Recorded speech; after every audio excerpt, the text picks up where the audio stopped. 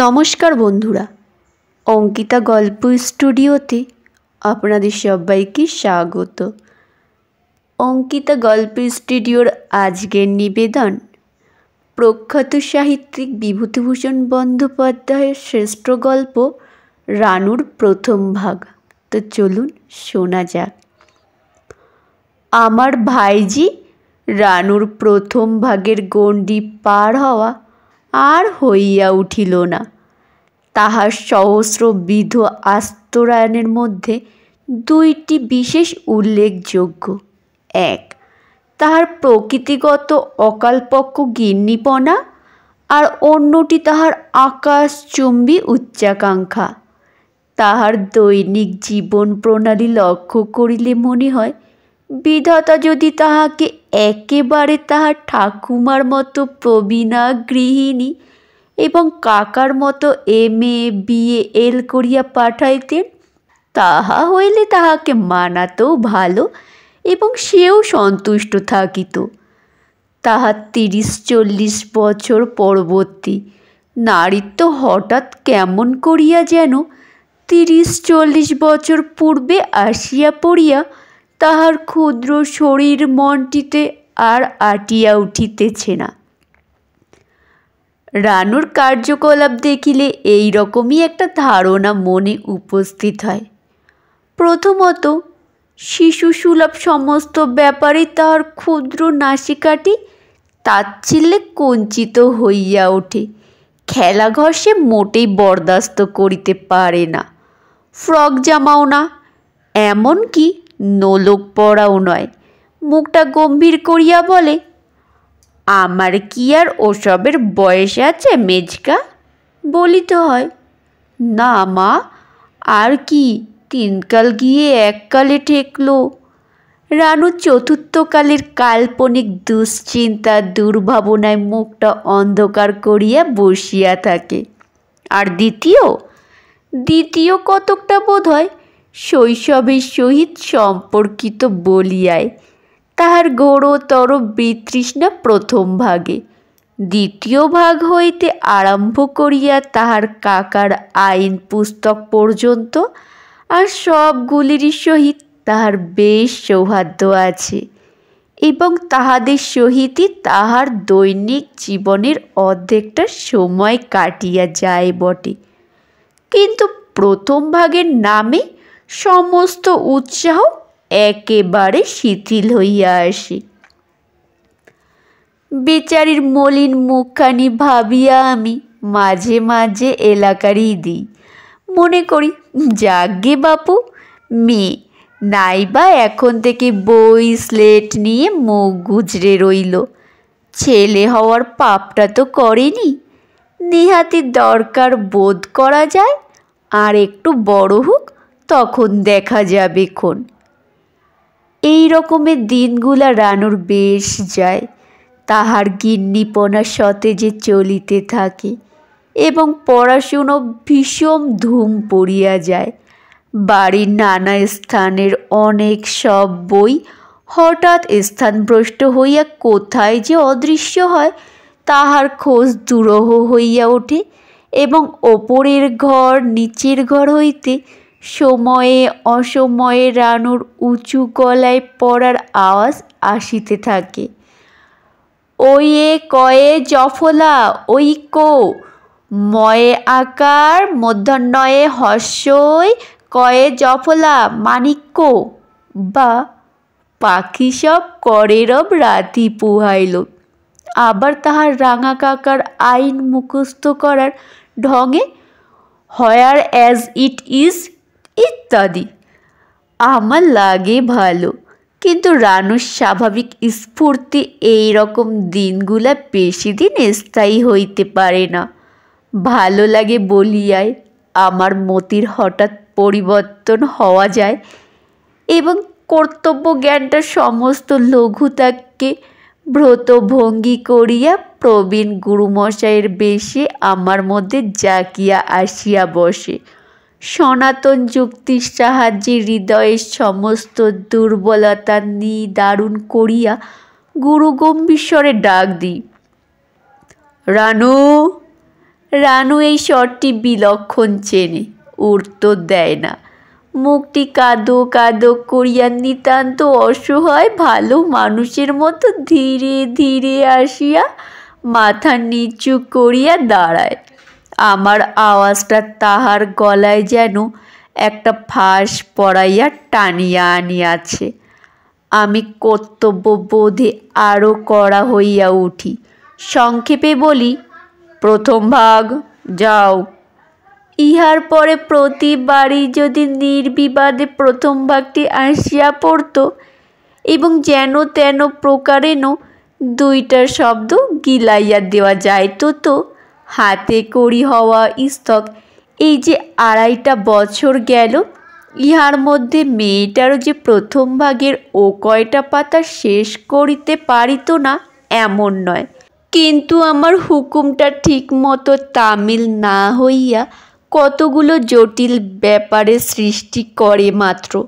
যেমন এইরূপ ক্ষেত্রে কোনো বার 2-3 দিন পর্যন্ত রানুর টিকিটি আর দেখা যায় না। সে যে কোথায় গেল, কখন আহার করিল, কোথায় শয়ন করিল, তাহার একটা সঠিক খবর পাওয়া যায় না। 2-3 দিন পরে হঠাৎ যখন নজর পড়িল, তখন হয়তো সে তাহার ঠাকুরদাদার সঙ্গে চায়ের আয়োজনে মাতিয়া গিয়াছে, কিংবা তাহার সামনে প্রথম ভাগটাই খুলিয়া রাখিয়া তাহার কাকাদের পড়ার খরচ পাঠানো এবং আহার্য দ্রব্যের বর্তমান দুর্মূল্যতা প্রভৃতি সংসারের কোনো একটা দুরূহ বিষয় লইয়া প্রবল বেগে জ্যাঠামি করিয়া যাইতেছে, অথবা তাহার বাগানের যোগাযন্ত্রের দক্ষিণ হস্তস্বরূপ হইয়া সব বিষয় নিজের মন্তব্য দিতে দিতে সঙ্গে সঙ্গে ঘুরিয়া বেড়াইতেছে। আমার দিকে হয়তো একটু আর চোখে চাহিল, বিশেষ কোনো ভয় বা উদ্বেগ নাই। জানি এমন দুর্ভেদ্য দুর্গের মধ্যে আশ্রয় লইয়াছে, যেখানে সে কিছুকাল সম্পূর্ণ নির্বিঘ্ন। আমি হয়তো বলিলাম, কই রানু, তোমায় না 3 দিন হলো বই আনতে বলা হয়েছিল? সে আমার দিকে না চাহিয়া বাবার দিকে চায় এবং তিনিই উত্তর দেয়, হয়ে সে এক মুশকিল ব্যাপার হয়েছে, ও বইটা যে কোথায় ফেলেছে। রানু চাপা স্বরে শুধরাইয়া দেয়, ফেলিনি, বলো কে যে চুরি করে নিয়েছে। হ্যাঁ হ্যাঁ, কে যে চুরি করে নিয়েছে, বেচারি অনেকক্ষণ খুঁজেও। রানু জোগাইয়া দেয়, 3 দিন খুঁজে খুঁজে হয়রান হয়েও। হ্যাঁ, তোমায় গিয়ে 3 দিন হয়রান হয়েও শেষে না পেয়ে হাল ছেড়ে। রানু ফিস ফিস করিয়া বলিয়া দেয়, হাল ছাড়িনি এখনো।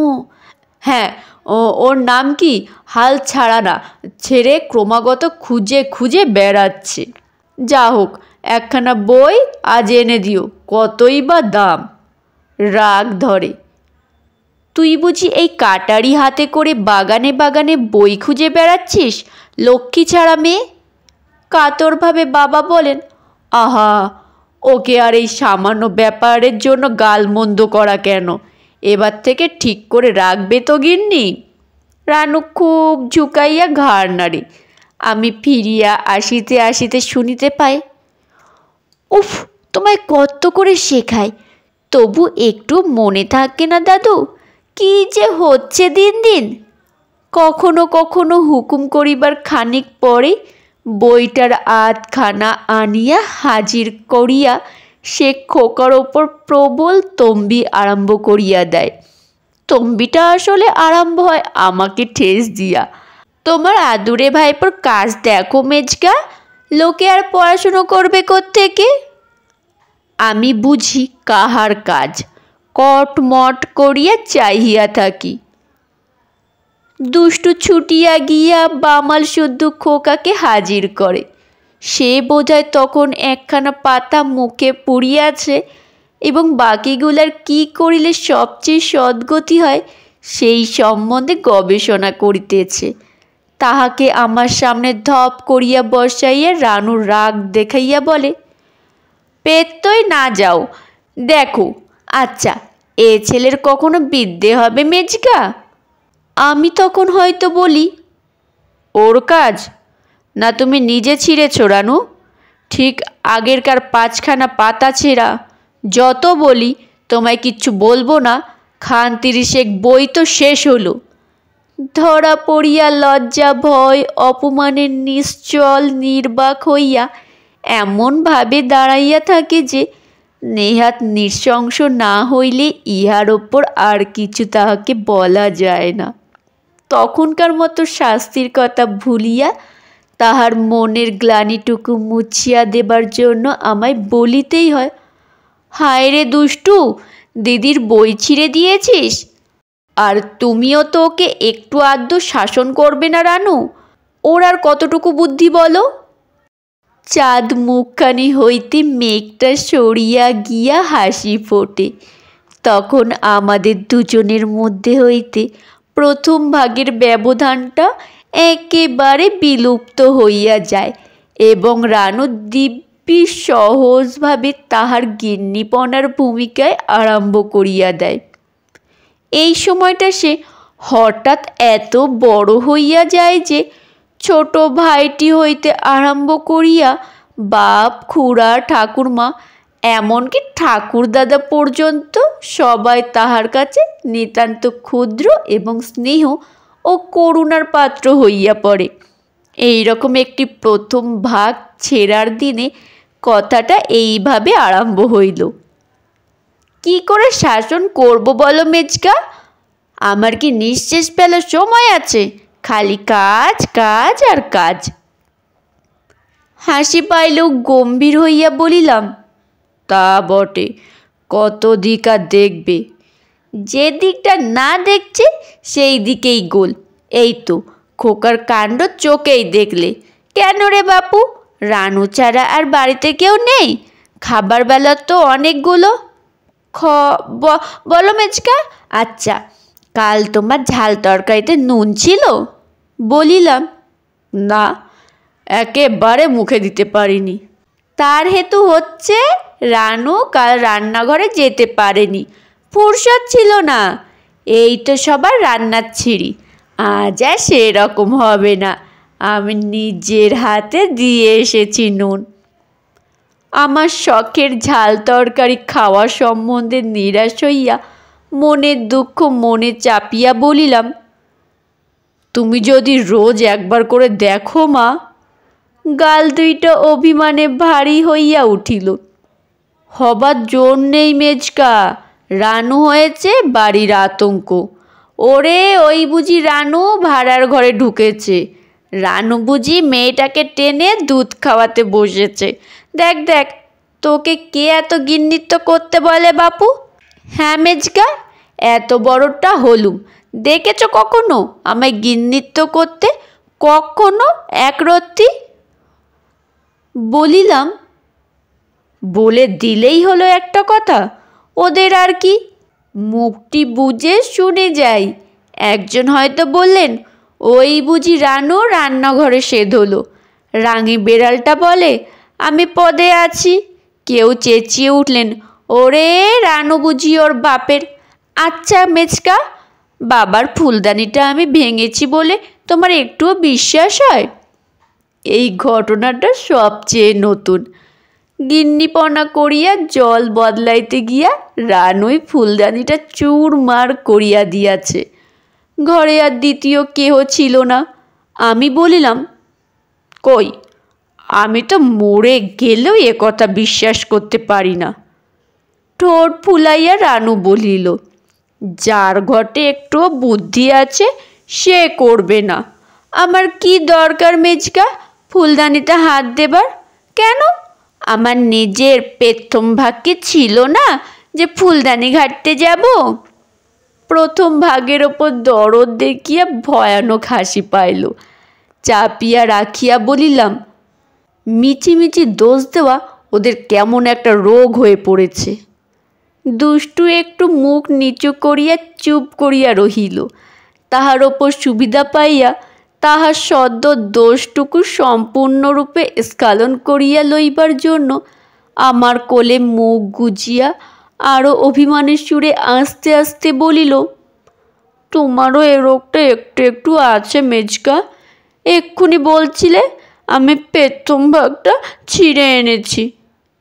মেয়ের কাছে হারিয়া গিয়া হাসিতে হাসিতে তাহার কেশের মধ্যে অঙ্গুলি সঞ্চালন করিতে লাগিলাম। বই হারানো কি ছেঁড়া, পেট কামড়ানো, মাথা ব্যথা, খোকাকে ধরা প্রভৃতি ব্যাপারগুলো যখন অনেক দিন তাহাকে বাঁচাইবার পর নিতান্ত একঘেয়ে এবং শক্তিহীন হইয়া পড়ে, তখন একদিনের জন্য নেহাত বাধ্য হইয়াই রানু বই স্লেট লইয়া হাজির হয়। অবশ্য পড়াশোনা কিছুই হয় না। প্রথমে গল্প জমাইবার চেষ্টা করে। সংসারের ওপর কোনো কিছুর জন্য মনটা খিচড়াইয়া থাকায় কিংবা অন্য কোনো কারণে যদি সকলের নিজ নিজ কর্তব্য সম্বন্ধে আমার মনটা বেশি রকম সজাগ থাকে তো ধমক খাইয়া বই খোলে। তাহার পর পড়া আরম্ভ হয়। সেটা রানুর পাঠাভ্যাস। কি আমার ধৈর্য, বাৎসল্য, সহিষ্ণুতা প্রভৃতি সদ্গুণের পরীক্ষা, তাহা স্থির করিয়া বলা কঠিন। 2.5 বছর গিয়াছে। ইহার মধ্যে রানু অজ আমের পাতা শেষ করিয়া অচল অধমের পাতায় আসিয়া অচলা হইয়া বসিয়া আছে। বই খুলিয়া আমার দিকে চায়, অর্থাৎ বলিয়া দিতে হইবে। আমি প্রায় পড়াশোনার অত্যাবশ্যকতা সম্বন্ধে একটি ক্ষুদ্র উপদেশ দিয়া আরম্ভ করি। আচ্ছা রানু, যদি পড়াশুনো না করো তো বিয়ে হলেই যখন শ্বশুরবাড়ি চলে যাবে, মেজ কাকা কীরকম আছে, তাকে কেউ সকালবেলা চা দিয়ে যায় কি না, নাইবার সময় কাপড় গামছা দিয়ে যায় কি না, অসুখ হলে কেউ মাথায় হাত বুলিয়ে দেয় কি না, এসব কি করে খোঁজ নেবে? রানু তাহার মেজ কাকার ভাবি দুর্দশার কথা কল্পনা করিয়া একটু মৌন থাকে, কিন্তু বোধ হয় প্রথম ভাগ পার হইবার কোনো সম্ভাবনা না দেখিয়া বলে, আচ্ছা মেজকা, একেবারে দ্বিতীয় ভাগ পড়লে হয় না? আমায় একটু বলে দিতে হবে না? এই শোনো না, ওই কয়ে জফলা। রাগিয়া বলি, ওই ডেপমি ছাড় দিকিনি, ওই জন্যই তোমার কিছু হয় না। নাও পড়ো। সেদিন কত দূর হয়েছিল? অচল অধম শেষ করেছিলে? রানু নিষ্প্রভভাবে ঘাড় নাড়িয়া জানায়, হ্যাঁ। বলি, পড়ো তাহলে একবার। অচল কথাটার ওপর কচি আঙুলটি দিয়া চুপ করিয়া বসিয়া থাকে। আমার মাথার রক্ত গরম হইয়া উঠিতে থাকে এবং স্নেহ, করুণা প্রভৃতি স্নিগ্ধ চিত্তবৃত্তিগুলা বাষ্প হইয়া উড়িয়া যাইবার উপক্রম হয়। মেজাজেরই বার দোষ দিই কি করিয়া? আজ 1 বছর ধরিয়া এই অচল অধম লইয়া কসরত চলিতেছে। এখনও রোজই এই অবস্থা। তবুও ক্রোধ দমন করিয়া গম্ভীরভাবে বলি, ছাই হয়েছে। আচ্ছা বলো, অ, চ আর ল, অচল। রানু ওর ওপর হাতে আঙুলটা না সরাইয়া 3টা অক্ষর পড়িয়া যায়। অধম ওইভাবেই শেষ হয়। অথচ ঝাড়া 1.5 বছর শুধু অক্ষর চেনাই গিয়াছিল। তখন জিজ্ঞেস করিতে হয়, কোনটা অ? রানু ভীতভাবে আমার দিকে চাইয়া আঙুলটি সারাইয়া লয়ের ওপর রাখে। ধৈর্যের সূত্রটা তখনও ধরিয়া থাকি। বলি, কোনটা ল হলো তাহলে? আঙুলটা শট করিয়া চয়ের ওপর সরিয়া যায়। ধৈর্য সাধনা তখনও চলিতে থাকে। শান্ত কণ্ঠে বলি, চমৎকার। আর চ? খানিকক্ষণ স্থিরভাবে বইয়ের দিকে চাইয়া থাকি। তাহার পর বলে, চ নেই মেজকা। সংযত রাগটা অত্যন্ত উগ্রভাবেই বাহির হইয়া পড়ে। পিঠে একটা চাপড় কষাইয়া বলি, তা থাকবে কেন? তোমার ডেপুমি দেখে চম্পট দিয়েছে। হতভাগা মেয়ে, রাজ্যের কথার জাহাজ হয়েছে, আর এইদিকে 2.5 বছরে প্রথম ভাগের 2.5টে কথাও শেষ করতে পারলি না। কত বুড়ো বুড়ো গাধা ঠেঙে পাশ করিয়ে দিলাম, আর এই একরত্তি মেয়ের কাছে আমার হার মানতে হলো। কাজ নেই তোর অক্ষর চিনে, সন্ধে পর্যন্ত বসে বসে খালি অ চ আর ল, অচল, অ ধ আর ম, অধম এই আওড়াবি। তোর সমস্ত দিন আজ খাওয়া বন্ধ। বিরক্তভাবে একটা খবরের কাগজ কিংবা বই লইয়া বসিয়া যাই। রানু ক্রন্দনের সহিত সুর মিশাইয়া পড়া বলিয়া যায়। বলি বটে, সন্ধ্যা পর্যন্ত পড়িতে হইবে, কিন্তু চটটা বসাইয়া নিশ্চিন্ত হইয়া যায় যে সেই দিনকার পড়া ওই পর্যন্ত। রানু এতক্ষণ চোখের জলের ভরসাতেই থাকে এবং অশ্রু নামিলেই সেটাকে খুব বিচক্ষণতার সহিত কাজে লাগায়। কিছুক্ষণ পরে আর পড়ার আওয়াজ পাই না। বলি, কি হলো? রানু ক্রন্দনের স্বরে উত্তর দেয়, নেই। কি নেই? বলিয়া ফিরিয়া দেখি চোখের জলে অচল অধমের উপর ফেলিয়া আঙুল দিয়া ঘষিয়া ঘষিয়া কথা দুইটা বিলকুল উড়াইয়া দিয়াছে। একেবারে নিচে 2-3খানা পাতার খানিকটা পর্যন্ত, কিংবা আঙুলের ডগায় চোখের ভিজা কাজল লইয়া কথা দুটোকে চিরান্ধকারে ডুবাইয়া দিয়াছে। এইরূপ অবস্থাতে বলে, দেখতে পাচ্ছি না মেজকা। এইরকম আরও সব কাণ্ড। চটটা মারা পর্যন্ত মনটা খারাপ হইয়া থাকে। তাহা ভিন্ন ওর ধূর্তামি দেখিয়া হাসিও পায়। মেয়েদের পড়াশুনো সম্বন্ধে আমার থিওরিটা ফিরিয়া আসে। বলি, না, তোর আর পড়াশুনো হলো না রানু। স্লেটটা নিয়ে আয় দেখিনি, দেখে দিই বুলো, পিঠটা লেগেছে বেশি, দেখি। রানু বুঝিতে পারে তাহার জয় আরম্ভ হইয়াছে। এখন তাহার সব কথাই চলিবে। আমার কাঁধটা জড়াইয়া আস্তে আস্তে ডাকে, মেজকা। উত্তর দিই, কি? আমি মেজকা বড় হইনি। তা তো খুব হয়েছ, কিন্তু কই বড়র মতন?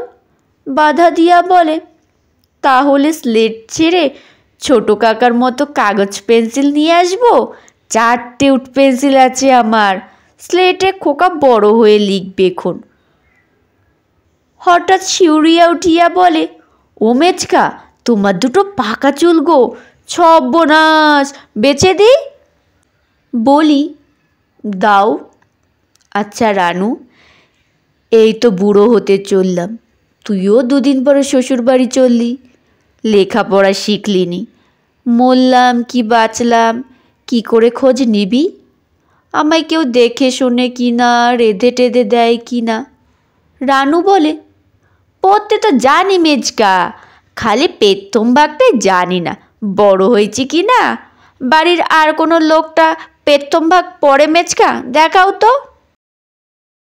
দাদা ওদিকে ধর্ম সম্বন্ধে খুব লিবারেবল মতের লোক ছিলেন, অর্থাৎ হিন্দু ধর্ম সম্বন্ধে অজ্ঞতাটা যেমন গভীর করিয়া রাখিয়াছিলেন, খ্রিস্ট এবং কবিকার জরাজীর্ণ জুরুয়াস্ত্রিয়ানবাদ সম্বন্ধে জ্ঞানটা সেই রূপ উচ্চ ছিল। দরকার হইলে বাইবেল হইতে সুদীর্ঘ কোটেশন তুলিয়া সকলকে চমৎকৃত করিয়া দিতে পারিতেন, এবং দরকার না হইলেও যখন একধার হইতে সমস্ত ধর্মমত সম্বন্ধে সুতীব্র সমালোচনা করিয়া ধর্মমত মাত্রেই অসারতা সম্বন্ধে আধ্যাত্মিক ভাষায় ভুরি ভুরি প্রমাণ দিয়া যাইতেন, তখন ভক্তদের বলিতে হইত, হ্যাঁ, এখানে খাতির চলবে না বাবা, এ যার নাম শশাঙ্ক মুখুজ্জে। দাদা বলিতেন, না, গোড়ামিকে আমি প্রশ্রয় দিতে মোটেই রাজি নই। প্রায় সব ধর্মবাদকে তিনি গোঁড়ামি নামে অভিহিত করিতেন এবং গালাগাল না দেওয়াকে কহিতেন প্রশ্রয় দেওয়া। সেই দাদা এখন একেবারে অন্য মানুষ। ত্রিসন্ধ্যা না করিয়া জল খান না এবং জলের অতিরিক্ত যে বেশি কিছু খান বলিয়া বোধ হয় না। পূজা পাঠ হোম লইয়াই আছেন এবং বাক ও কর্মের সুচিতার সম্বন্ধে এমন একটা গেল গেল ভাব যে আমাদের তো প্রাণ যায় যায় হইয়া উঠিয়াছে। ভক্তেরা বলে, ওরকম হবে না, এ তো জানা কথায়, এই হচ্ছে স্বাভাবিক বিবর্তন, এই একেবারে খাঁটি জিনিস দাঁড়িয়েছে।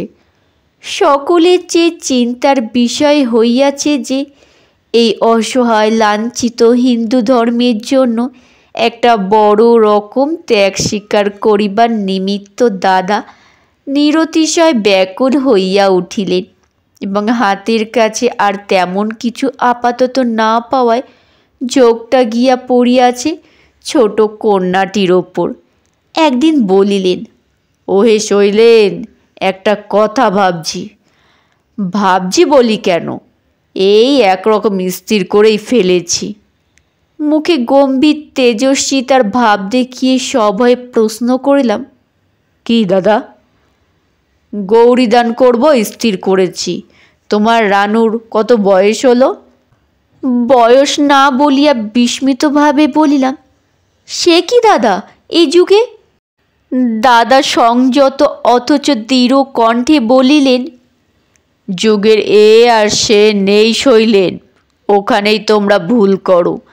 কাল এক অনন্তব্যাপী অখণ্ড সত্তা এবং যে শুদ্ধ সনাতন ধর্ম সেই কালকে। একটু অস্থির হইয়া বলিলাম, কিন্তু দাদা, ও যে এখনও দুগ্ধপুষ্ট শিশু। দাদা বলিলেন, এবং এই শিশুই থাকিবেও যতদিন তোমরা বিবাহ বন্ধনের দ্বারা ওর আত্মার সংস্কার ও পূর্ণ বিকাশের অবসর করে না দিচ্ছ। এটা তোমায় বোঝাতে হলে আগে আমাদের শাস্ত্রকাররা। অসহিষ্ণুভাবে বলিলাম, সে তো বুঝলাম, কিন্তু ওর তো সেই সবে 8 বছর পেরোলো দাদা। ওর শরীরটাই বা কতটুকু, আর তার মধ্যে ওর আত্মাই বা কোথায়, তা তো বুঝতে পারি না। আমার কথা হচ্ছে। দাদা সেদিকে মন না দিয়া নিরাশভাবে বলিলেন, 8 বছর পেরিয়ে গেছে? তাহলে আর কই হলো শৈলেন?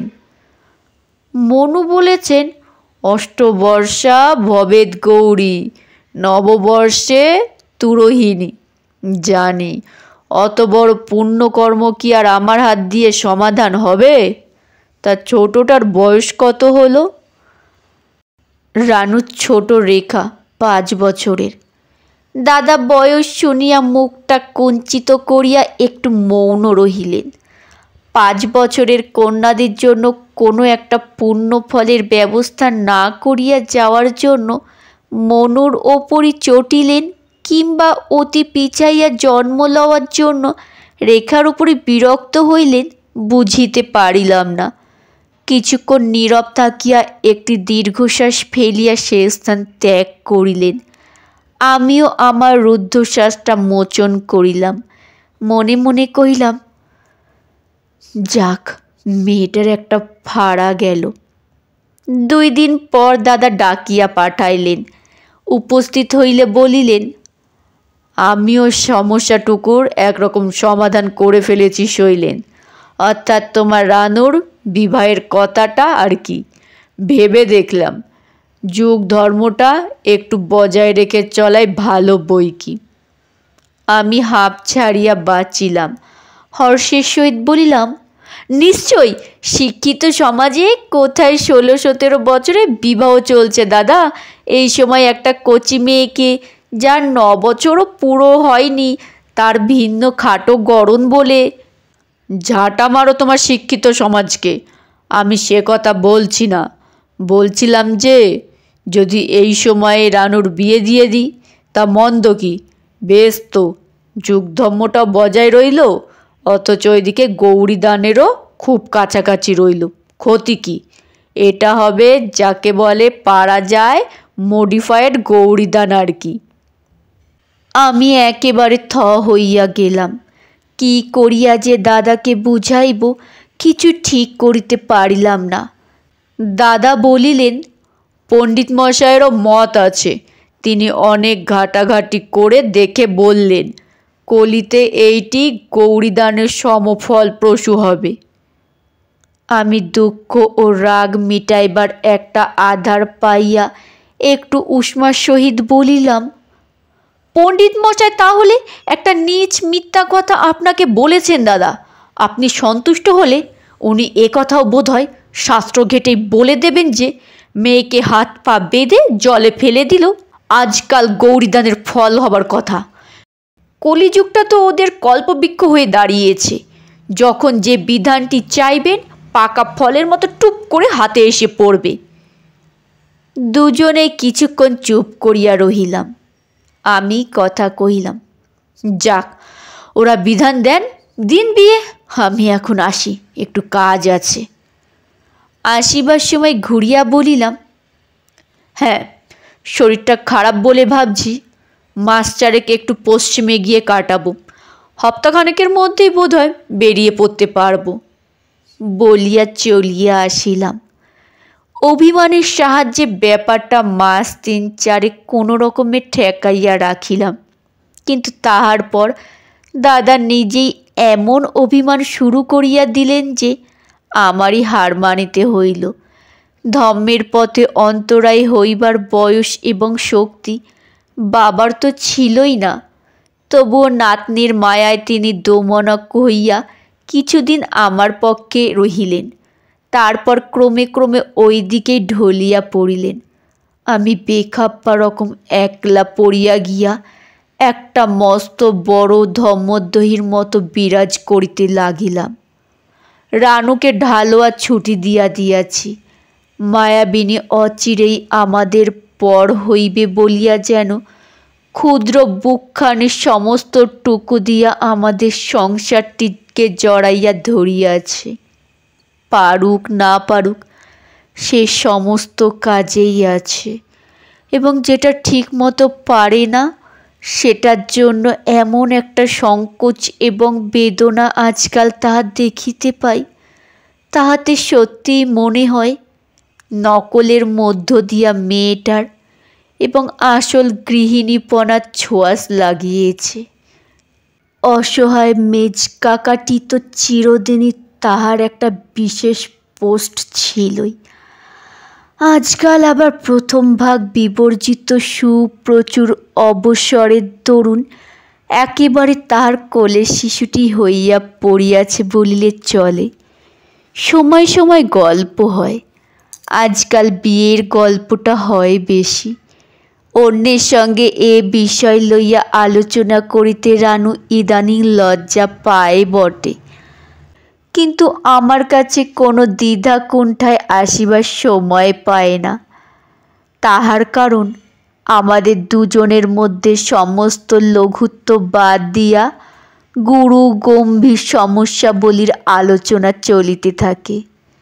বলি, তা না হয় হলো রানু, তুমি মাসে 2 বার করে শ্বশুর বাড়ি থেকে এসে আমাদের সংসারটা গুছিয়ে দিয়ে গেলে, আর সবই করলে, কিন্তু তোমার মেজ কাকাটির কি বন্দোবস্ত করেছ? রানু বিমর্ষ হইয়া ভাবে, বলে, আমরা সব বলে বলে তো হয়রান হয়ে গেলাম মেজকা, যে বিয়ে করো বিয়ে করো, তা শুনলে গরিবদের কথা? রানু কি তোমার চিরটা দিন দেখতে শুনতে পারবে মেজকা? এরপরে তার নিজের ছেলে ফুলেও মানুষ করতে হবে। মেয়ে আর কতদিন নিজের বলো? তোতা পাখির মতো কচি মুখে বুড়োদের কাছে শেখা বুলি শুনিয়া হাসিব কি কাঁদিব ঠিক করিতে পারি না। বলি, আচ্ছা, একটা গিন্নি বান্নি কোণে দেখে এখনো বিয়ে করলে চলে না? কি বলো তুমি? এই বাধা কথাটা তাহার ভাবি শ্বশুরবাড়ি লইয়া একটা ঠাট্টার উপক্রমণিকা। রানু কৃত্রিম অভিমানের সহিত হাসি মিশাইয়া বলে, যাও মেজকা, আর গপ্প করব না, তুমি ঠাট্টা করছো। আমি চোখ পাকাইয়া বিপুল গাম্ভীর্যের সহিত বলি, মোটেই না, ঠাট্টা নয় রানু, তোমার শাশুড়িটি বড্ড গিন্নি শুনেছি, তাই বলছিলাম যদি বিয়েই করতে হয়। রানু আমার দিকে রাগ করিয়া চায়, গম্ভীর হইয়া চায় এবং শেষে হাসিয়া চায়। কিছুতেই যখন আমার মুখের অটল গাম্ভীর্য বদলায় না, তখন প্রতারিত হইয়া গুরুত্বের সহিত বলে, আচ্ছা আমি তাহলে না মেচকা, নিশ্চয় ঠাট্টা করছো, যাও। আমি চোখ আরও বিস্ফারিত করিয়া বলি, একটুও ঠাট্টা নেই এর মধ্যে রানু, সব কথা নিয়ে কি আর ঠাট্টা চলে মা? রানু তখন ভারিক্কে হইয়া বলে, আচ্ছা তাহলে আমার শাশুড়িকে একবার বলে দেখবক্ষণ, আগে যাই সেখানে, তিনি যদি তোমায় বিয়ে করতে রাজি হন তো তোমায় জানাবোক্ষণ, তার জন্য ভাবতে হবে না। তাহার পর কৌতুকদীপ্ত চোখে চাহিয়া বলে, আচ্ছা মেজকা, পেত্তম ভাগ তো শিখিনি এখনো, কি করে তোমায় জানাবো বলো দেখিনি, তবে বুঝবো। হ্যাঁ, আমি নানান রকম আন্দাজ করি। বিজয়িনী ঝাঁকড়া মাথা দুলাইয়া হাসিয়া বলে, না হলো না, কখনো বলতে পারবে না, সে বড্ড শক্ত কথা। এইসব হাসি তামাশা গল্প গুজব হঠাৎ মাঝখানে শেষ হইয়া যায়। রানু চঞ্চলতার মাঝে হঠাৎ গম্ভীর হইয়া বলে, যাক, সে পরের কথা পরে হবে, যাই, তোমার চা হলো কি না গিয়ে দেখি গে, কিংবা যাই, গপ্প করলে চলবে না, তোমার লেখার টেবিলটা আজ গুছোতে হবে, এক ঢাই হয়ে রয়েছে, ইত্যাদি। এই রকমভাবে রানুকে নিবিড় হইতে নিবিড়ভাবে আমার বুকের মধ্যে আনিয়া দিতে দিতে বিচ্ছেদের দিনটা আগাইয়া আসিতেছে। বুঝিবা রানুর বুকটিতে এই আসন্ন বিচ্ছেদের বেদনা তাহার অগোচরে একটু একটু করিয়া ঘনাইয়া উঠিতেছে। কচি সে, বুঝিতে পারে না, কিন্তু যখনই আজকাল ছুটি পাইলে নিজের মনে স্লেট ও প্রথম ভাগটা লইয়া হাজির হয়, তখনই বুঝতে পারি এই আগ্রহটা তাহার কাকাকে সান্ত্বনা দেওয়ারই একটা নতুন রূপ। কেননা প্রথম ভাগ শেখার আর কোনো উদ্দেশ্য থাক আর না থাক, ইচ্ছার ওপরই ভবিষ্যতে তাহার কাকার সমস্ত সুখ সুবিধা নির্ভর করিতেছে। রানুর মনে এই ধারণাটুকু বদ্ধমূল হইয়া গিয়াছে। এখন আর একেবারেই উপায় নাই বলিয়াই তাহার শিশু মনটি ব্যথায় ভরিয়া ওঠে। প্রবীণার মতো আমার তবুও আশ্বাস দেয়, তুমি ভেবো না মেজকা, তোমার প্রথম ভাগ না শেষ করে আমি কখনো শ্বশুরবাড়ি যাব না, নাও বলে দাও দেখি। পড়া অবশ্য এগোয় না, বলিয়া দিব। প্রথম ভাগটা দেখিলেই বুকে যেন কান্না ঠেলিয়া ওঠে। ওইদিকে আবার প্রতিদিনই গৌরীদানের বর্ধমান আয়োজন। বাড়ির বাতাসে আমার হাঁপ ধরিয়া ওঠে। একদিন মেয়েটাকে বুকে চাপিয়া ধরি, বলি, আমাদের কোন দোষে তুই এত শীঘ্রই পর হতে চললি রানু? বোঝে না, শুধু আমার ব্যতীত মুখের দিকে চায়। একদিন অবুঝভাবে কাঁদো কাঁদো হইয়া ওঠে। একদিন জোর গলায় প্রতিজ্ঞা করিয়া বসে, তোমার কষ্ট হয়তো, বিয়ে এখন করবই না মেজকা, বাবাকে বুঝিয়ে বলবো ক্ষণ। একদিন এই রকম প্রতিজ্ঞার মাঝখানেই সানাইয়ের করুণ সুর বাতাসে ক্রন্দনের লহর তুলিয়া বাজিয়া উঠিল। রানু কুণ্ঠিত আনন্দে আমার মুখের দিকে চাইয়া হঠাৎ কীরকম হইয়া গিয়া মুখটা নিচু করিল। বোধ করি তাহার মেজকাকার মুখে বিষাদের ছায়াটা নিতান্তই নিবিড় হইয়া তখন ফুটিয়া উঠিয়াছিল। গৌরীদান শেষ হইয়া গিয়াছে। আমাদের গৌরীর আজ বিদায়ের দিন। আমি শুভকর্মে যোগদান করিয়া পুণ্য সঞ্চয় করিতে পারি নাই। এইবারই সে বাড়ি করিয়া বেড়াইছি। বিদায়ের সময়ে বর বধূকে আশীর্বাদ করিতে আসিলাম। দীপ্তশ্রী কিশোর বরের পাশে পট্ট বস্ত্র ও অলঙ্কার পরা, মালা চন্দনে চর্চিত রানুকে দেখিয়া আমার তপ্ত চক্ষু দুইটা যেন জুড়াইয়া গেল। কিন্তু ও যে বড্ড কচি। এত সকালে কি করিয়া বিদায়ের কথা মুখ দিয়া বাহির করা যায়? ও কি জানে আজ কতই পর করিয়া ওকে বিদায় দিতেছি আমরা? চোখে কোচর খুঁট দিয়া এই পূর্ণ দর্শন শিশু দম্পতিকে আশীর্বাদ করিলাম। রানুর চিবুকটা তুলিয়া প্রশ্ন করিলাম, রানু, তোর এই কোলের ছেলেটাকে কার কাছে? আর বলিতে পারিলাম না। রানু শুনিয়াছি এতক্ষণ কাঁদে নাই। তাহার কারণ নিশ্চয়ই এই যে সংসারের প্রবেশপথে দাঁড়াইতে ওর অসময়ের গৃহিণীপনাটা সরিয়া গিয়া ওর মধ্যকার শিশুটি বিস্ময়ে কৌতূহলে অভিভূত হইয়া পড়িয়াছিল। আমার কথার আভাসে এই শিশুটি নিজের অসহায়তায় আকুল হইয়া পড়িল। আমার বাহুতে মুখ লুকাইয়া রানু উচ্ছ্বসিত আবেগে ফুলিয়া ফুলিয়া কাঁদিয়া উঠিল। কখনো কচি মেয়ের মতো ওকে ভুলাইতে হয় নাই। আমার খেলা ঘরের মা হইয়া ও এতদিন আমায় আদর করিয়াছে, আশ্বাস দিয়াছে। সেইটাই আমাদের সম্বন্ধের মধ্যে যেন সহজ এবং স্বাভাবিক হইয়া পড়িয়াছিল। ভালো মানাইত। আজ প্রথম ওকে বুকে চাপিয়া সান্ত্বনা দিলাম, যেমন দুধের ছেলে মেয়েকে সান্ত্বনা করে বুঝাইয়া, মিথ্যা কইয়া, কত প্রলোভন দিয়া। তবুও কি থামিতে চায়? ও সব হাসির অন্তরালে এতদিন যে গোপনে শুধু অশ্রু সঞ্চিত হইয়া উঠিতেছে, অনেক ফোপাইয়া ফোপাইয়া সে থামিল। অভ্যাস মতো আমার করতল দিয়াই নিজের মুখটা মুছাইয়া লইল। তাহার পর হাতটা একটু টান দিয়া আস্তে আস্তে বলিল, এদিকে এসো, শোনো মেজগা। দুজনে একটু সরিয়া গেলাম। সকলে এই অসম মাতা পুত্রের অভিনয়ের দিকে চাহিয়া রহিল।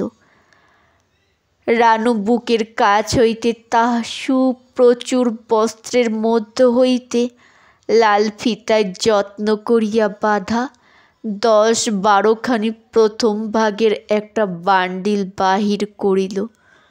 অশ্রুসিক্ত মুখখানি আমার মুখের দিকে তুলিয়া বলিল, প্রথম ভাগগুলো হারায়নি মেজকা, আমি দুষ্টু হয়েছিলুম তো, মিছে কথা বলতুম। গলা ভাঙিয়া পড়ায় একটু থামিল। আবার বলিল, সবগুলো নিয়ে যাচ্ছি মেজকা, খুব লক্ষ্মী হয়ে পড়ে পড়ে এবার শিখে ফেলবো। তারপর তোমায় রোজ রোজ চিঠি লিখব। তুমি কিছু ভেবো না মেজকা।